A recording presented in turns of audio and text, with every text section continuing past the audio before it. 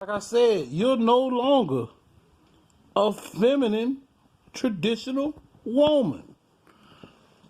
Just like I said, but you want that traditional man to come into a non-traditional situation and commit all of his love, his resources, and everything else to a non-traditional relationship, to a non-traditional person, female.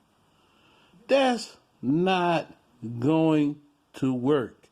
That's why the divorce rates are 51%, and of those 51%, 80% of them are initiated by women, whether it be from cheating, spousal abuse, mental anguish, whatever you want to put it on.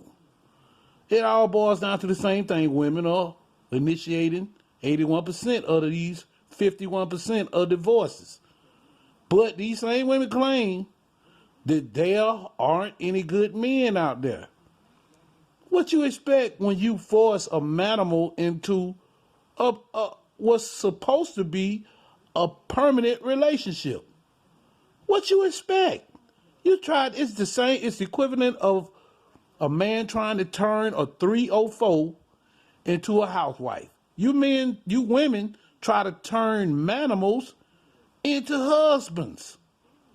It's impossible to take a naturally irresponsible person and convert them over to being responsible. If they're not rooted in responsibility or rooted in being responsible, then it's impossible to convert them over to being responsible once they settle their whole life and their whole being into being irresponsible.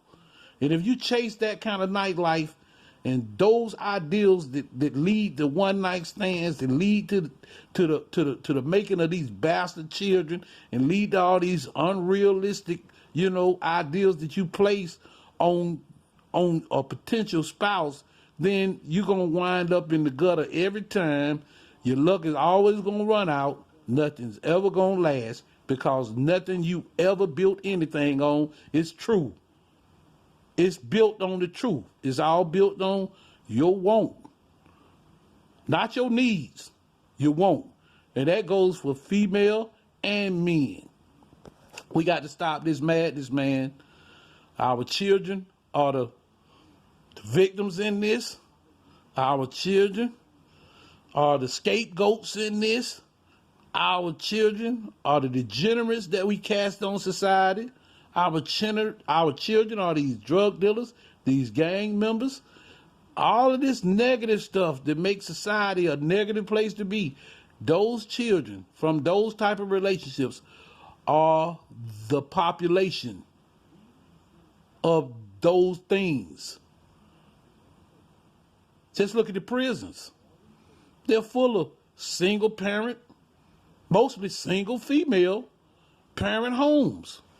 Just look at it, man. I mean, it's just a fact, man. So your choice, just that one choice that a woman has of opening up her legs and allowing the wrong man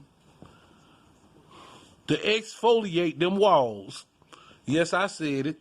Allowing the wrong man to exfoliate them walls leads to all the other disruptions in their life.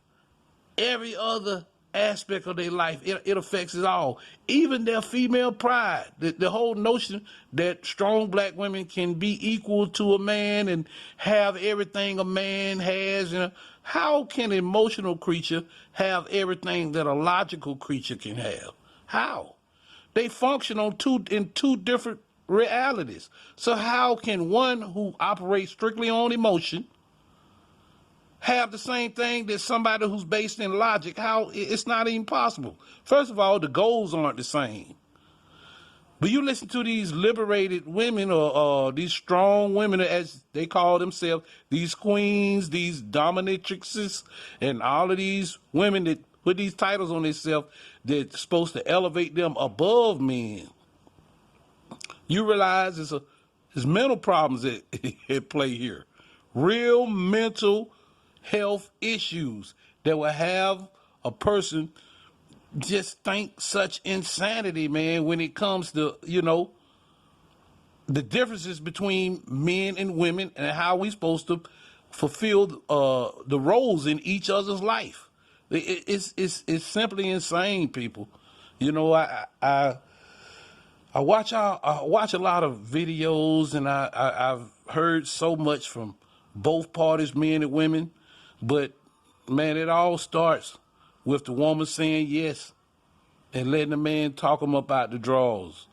Used to be back in the day, virtue was held to such a standard, and that virtue is the lock to success in relationships. That virtue, if women had just half of the virtue that the women back in the day had, we would have so much more success in our relationships.